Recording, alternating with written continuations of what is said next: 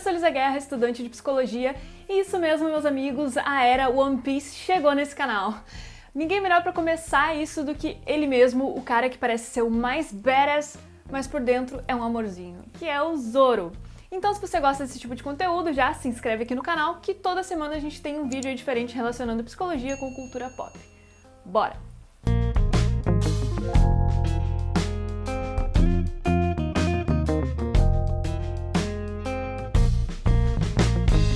Zoro é sem dúvidas um dos mais populares, se não o mais popular do anime. Ele ganhou de lavada a enquete que a gente fez dos personagens aqui no canal, inclusive fica ligado nas enquetes da comunidade para você também poder escolher aí os próximos vídeos. Mas vamos agora falar um pouquinho sobre a trajetória e entender o porquê que esse cara é tão amado.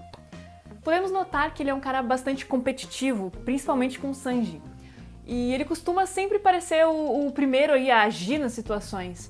A gente não sabe exatamente o que houve com os pais do Zoro, mas a gente sabe que ele passou boa parte da sua infância num dojo. Ele sempre foi muito determinado nos objetivos, ao ponto dele dar tudo de si.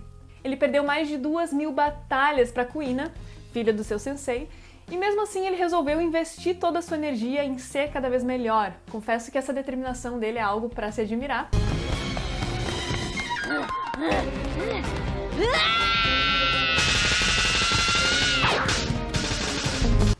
E a história do Zoro me lembra até um pouquinho a do Rock Lee, que a gente já tem um vídeo dele aqui no card, inclusive.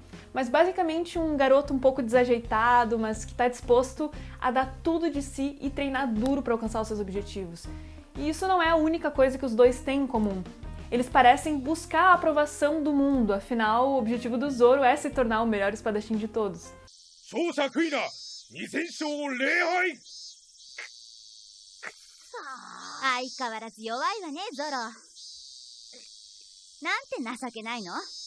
E é para isso que ele treina desde a infância, foi essa promessa que ele fez com a Kuina, e agora tudo que restou dela é uma busca aí por esse propósito.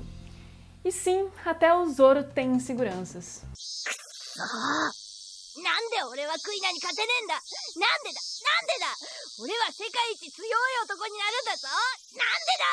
A insegurança é algo que todo mundo já sentiu ou vai sentir na vida, e geralmente está ligado a se cobrar demais, a se sentir inferior às outras pessoas, medo de abandono ou de não dar conta de tudo.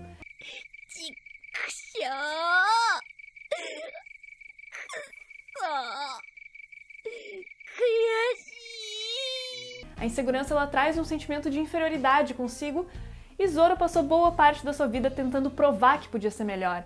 Ele ficava extremamente frustrado quando ele perdia para Kuina, mesmo sendo um dos melhores da sua geração.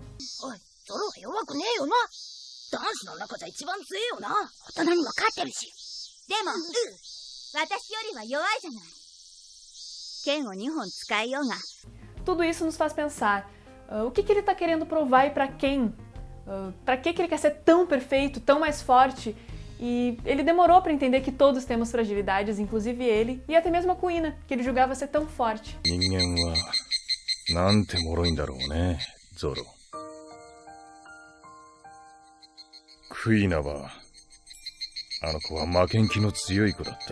Zoro cresceu se sentindo inseguro e tendo que correr muito para satisfazer o desejo de ser bom o suficiente, de se destacar frente às outras pessoas.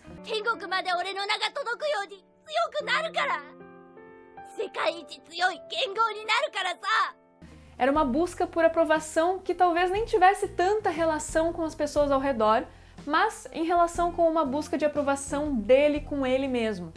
O que eu tô querendo dizer é que às vezes o problema não tá só na sociedade que nos impõe coisas, mas também em nós mesmos, como nós nos cobramos. E às vezes não somos nada gentis com a forma com que a gente lida com nós mesmos, cheio de exigências, vaidades e que no fim não fazem tanto sentido assim. Deve ser por isso que esse personagem é um dos favoritos. Ele também tem ambições, inseguranças e cada vez mais ele tenta ser melhor.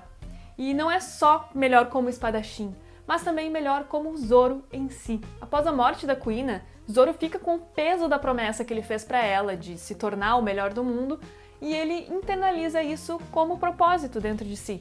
Quando ele herda a espada dela, também está herdando muito mais que isso. Ele está herdando a promessa, os sonhos, a vida, tudo aquilo que ele prometeu, tudo aquilo que significa tanto para ele. E ele sente o peso disso ao longo da sua trajetória. O que antes era apenas sobre inseguranças e querer se provar, agora também é sobre amor. Kuina no tamashi to yume o kimi ni tanomimasu. E uma coisa muito bacana que reflete não só no anime, mas também no fandom, é que o Zoro já é o melhor. Talvez ele não saiba disso, mas ele já se mostrou capaz aí de se sacrificar pelos seus companheiros, talvez por não querer passar de novo por aquele trauma. E ele tem uma percepção muito, mas muito boa, a ponto de notar uma emboscada e sozinho acabar com mais de 100 caçadores de recompensas. Então, ele já é muito bom. Mas o melhor de tudo é que ele entendeu o que é fragilidade, quais as fragilidades dele, e a partir dela ele busca os seus objetivos. Então sim, o Zoro já é o melhor.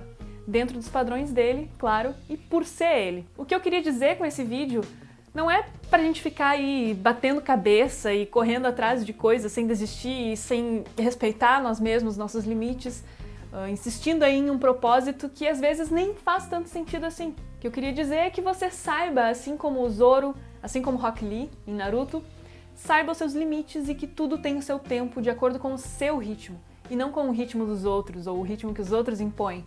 Porque todos nós somos diferentes, então não vale a pena nós nos medirmos com a mesma régua. Todos nós vamos ter inseguranças e, infelizmente, não existe uma fórmula mágica para lidar com elas. Infelizmente, não é como um passe de mágica que a gente pode estalar os dedos e acabar com a insegurança.